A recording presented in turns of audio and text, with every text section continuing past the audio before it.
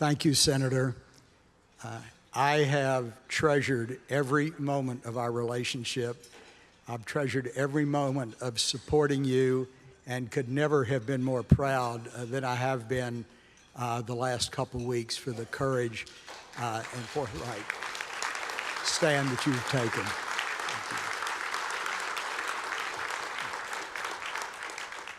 I'm honored and humbled to accept this award tonight. Before I make my remarks, I want to say that it takes a village, and my village has been my family. And of course, every village has to have a chief, and so I especially want to thank my wife, Kay.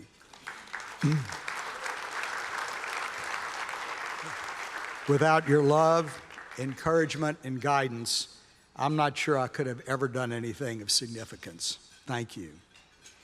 Tonight, as I look around this full room, I'm thinking both of the past and the future, about friends who are no longer with us, but who served our country, were committed to America's national security, and who understood that America's security is enhanced and deepened by the close bond with Israel. Senator Graham, our mutual friend, the recently departed Senator John McCain, was recognized by JINSA in December of 2006 with the Scoop Jackson Distinguished Service Award. In accepting the award, Senator McCain, an American hero whose family itself is defending America, you know, I had the great honor of spending a lot of time with Senator Graham and Senator McCain during the 2008 campaigns, one of the most phenomenal experiences of my life. Stated, there's been a deep debate in recent months, not simply about the role of democracy promotion in our foreign policy, but even about the wisdom of America's pro-Israel orientation. This debate, I submit, misses the point. As Scoop knew, the bond between America and Israel is not just a strategic one, though that's very important. Today, in the war against terror, we have no stronger ally than Israel. The more profound tie between our two countries, however, is a moral one. We are two democracies whose alliance is forged in our common values. To be proudly pro-American and pro-Israeli is not to hold conflicting loyalties, as Scoop understood. It is about defending the principles that both companies hold dear. Unfortunately, the question of whether the United States should support Israel continues to plague our democracy. Thank you. There we go, now I'm fine. Mentioned that before. An anti-Israel propaganda endures and has found resonance among many in our younger generations. Just like Senator McCain and Senator Graham, just like Senator McCain, Senator Lindsey Graham is such a great American who also understands that supporting Israel strengthens America. I certainly did not know that when I wrote the first check, but I certainly felt that, and it has only continued to increase. Senator, thank you for your continued leadership and outspokenness for this great alliance.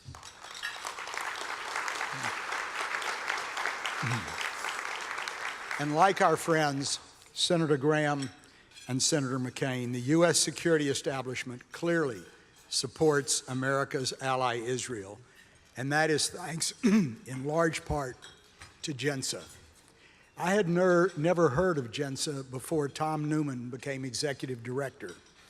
Tom, another dear friend whose presence I feel tonight, gave me my first leadership role in the Jewish community, way back when he was the regional director of another organization.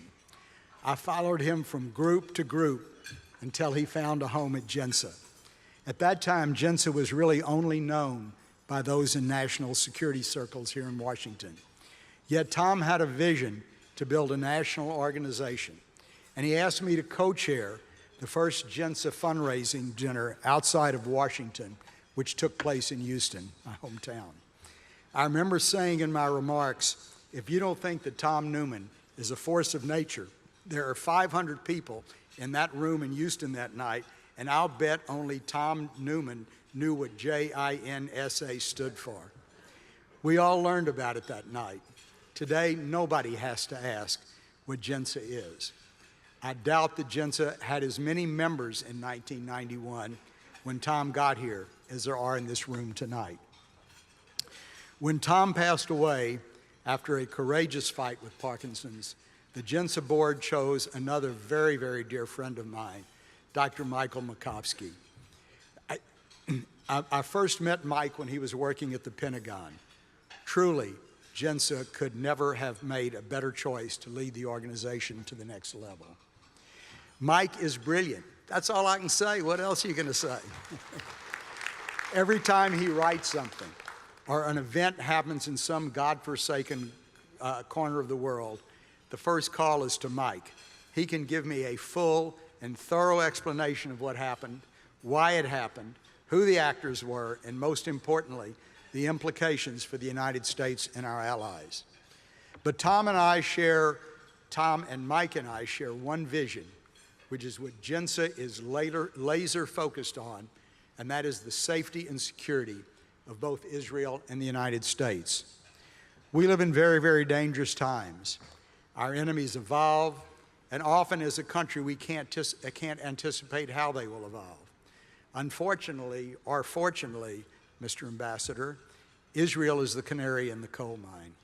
What our enemies try to carry out against Israel, they eventually try against the United States. Israel's military and foreign affairs professionals live in a world where they cannot afford to miss a threat or a development. They are on the front lines. But as everyone has learned in the past few years, our enemies, the enemies of democracy and liberty, will not be satisfied with destroying Israel alone. They seek to destroy democracy and freedom wherever it exists. And these enemies do not fight according to the rules of engagement that govern a civilized army, or by the internationally recognized rules of war as outlined in the Geneva Conventions. Israel must meet these threats with innovation, working within those rules and laws, and it does so. By forging a relationship between the security apparatus of the United States and of Israel, JINSA makes sure that the U.S. benefits from Israel's innovations. For instance, while the U.S. is just understanding the scope of cyber threats, Israel has been on the front lines deflecting cyber attacks for years. Together, Israel and the United States have developed systems, weapons, and protocols that protect and defend our countries without eroding our values or ideals. For that is the other threat, that by fighting unscrupulous actors, we lose our way and become like our enemies. I'd be remiss tonight if I did not mention the incredible importance of JINSA's policy work, the analysis of trouble spots and spots that are not yet trouble. JINSA not only identifies these areas of the world, but also works to build bridges between the U.S. and other countries like India and Turkey before this trouble percolates to the top. And that's why it's fitting tonight that JINSA also is honoring Secretary of State Michael Pompeo. Secretary Pompeo arguably has the hardest job in the administration. He obviously had to leave, but Sunday my wife said, "Do you think he's going to make it back in time?" I said, "I think he will." So he literally lives on an airplane, traveling from one region to the other to advance America's interest. He is a true friend who understands the world as it is, not only seeing how we hope it would be. On Iran, where JINSA has remained true to its course in a consistent manner, Secretary Pompeo and the administration understand and are acting, as you heard tonight, to combat the threat posed by the current regime. Not the people of Iran, but the regime that seeks to destroy Israel and the United States and is pursuing weapons and delivery systems to make that sick dream a reality. He holds no illusions about Iran's activity around the world, as you heard, and he can think in at least 3 dimensions, which is critical to a foreign policy leader in these times. I want to congratulate the Secretary on this well-deserved honor. I know that JINSA, Mike, will continue to provide clear, thoughtful, and useful insights into Iran, Syria, and other places that have not yet come to the attention of the public. In thinking about tonight's remarks, I read the announcement about the passing of another American hero, Major General Sidney Shak now, USA retired. I only met Sid once or twice, but was he ever impressive? His legendary service in America's Special Operations Services, and he was a Holocaust survivor. Not only did he survive, as you had heard earlier, but he escaped the Kovno concentration camp after 3 years of imprisonment, immigrated to America, and then enlisted to serve in America's armed forces to defend freedom and liberty. Beyond his incredible service, Sid was also a member of JINSA's advisory board. It was his idea, correct, to begin its Grateful Nation Award, which recognizes junior members from every U.S. military service for their bravery and heroism. He felt it important that the junior American troops, to whom we have continued to give well-deserved standing ovations tonight, who generally escape the limelight, get their due. Tonight, JINSA honors phenomenal young military heroes with the Grateful Nation Award. Each of these young heroes have gone above and beyond the call of duty on behalf of all of us here. You are our future. Your example, your sacrifice, and your love of America stand as a shining testament to our country. When I look at you, I have hope for the future. With all the cynicism we hear in the news, and with the prognosticators forecasting the end of America, you 6 young folks and those with whom you have served are the hopes of America's future. Major General Shak now knew of the greatness that our young military men and women can attain. So did Senator McCain. So does Senator Graham. So do we all here. We look forward to following your careers and watching you go from strength to strength, as we say in the traditional Jewish blessing. And that brings me to this National Leadership Award that I am so honored to receive tonight. This is not an award for me alone. It is for you. It is for the JINSA professionals who provide insight and education and facilitate critical relations that enhance America's national security.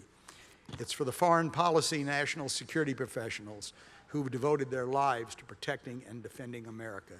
And it's for our dear departed friends who devoted their intellect, bodies, and souls to the simple ideals of freedom, liberty, and democracy. Senator Graham, Ambassador Dermer, Dr. Makovsky, I am truly honored and thrilled beyond anything I can tell you for having received this recognition tonight. Thank you.